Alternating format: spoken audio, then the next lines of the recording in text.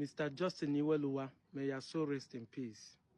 My father has taught me something that I will never forget, and that is this quote. He said, the difference between who fail and who pass is ability to remember. If we are in the same class and we are taught the same thing, and the exam came, I fail, you pass. The problem is not because I did not understand what was taught in the class, but because I forgot what was taught in the class. That is why I forget to write the right answer in the exam. So your ability to remember makes you an intelligent person. However, in the 21st century, I added this to it, that even if you forget, internet will never forget. Internet will remind you. We have steadfastly presenting facts when we talk about this identity crisis. I know some people will say, why are you dragging the queries? Leave them alone. No, we are not dragging them. The English word is what we are abusing. We are not forcing them. We are telling them the truth. We know that the word is like a force. It's a two-edged sword. We know. That is why it looks as if you are forcing them. But we're not forcing them. Nobody is holding knife or gun or putting rope in your neck, dragging you. Say, if you are not Igbo today, if you're not accept Igbo, we'll go do this, we'll go do that. No, nobody's doing that. And like I said in last video, then we're not doing it because we want Igbos to claim their oil. Igbo people have crude oil. They have gas in Anambra. They have gas in Imo State. We have crude oil in Delta State. So it's not about dragging you to be Igbo because of oil. We are not dragging because of Biafra. I'm a Delta man. I'm not dragging for Biafra issue. I'm not. I'm not dragging it for Biafra issue.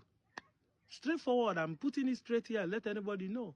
I'm not even dragging it because I want to come and drag your land. But I'm telling you the honest truth. When I see information, I read it. I understand.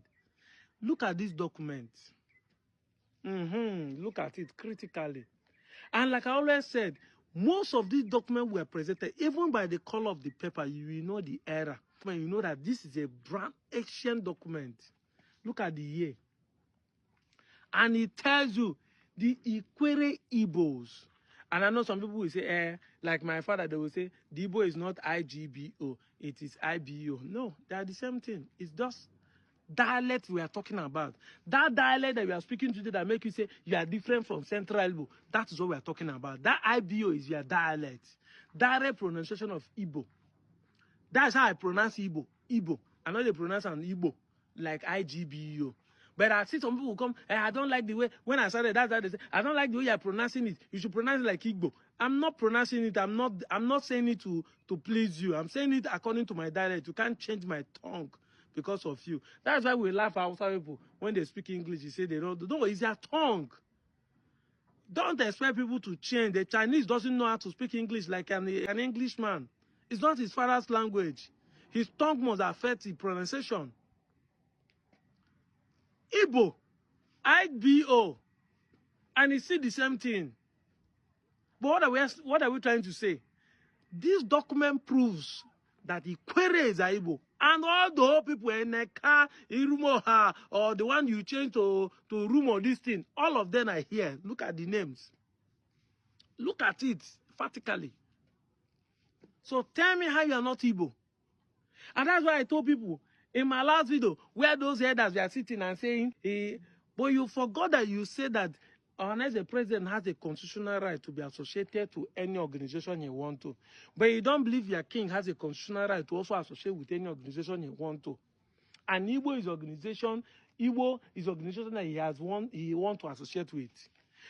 To further prove that you are not a Benin descendant, as many of you claim from that Ikwere, if to say you be Benin descendant, do you have right to question Oba Benin?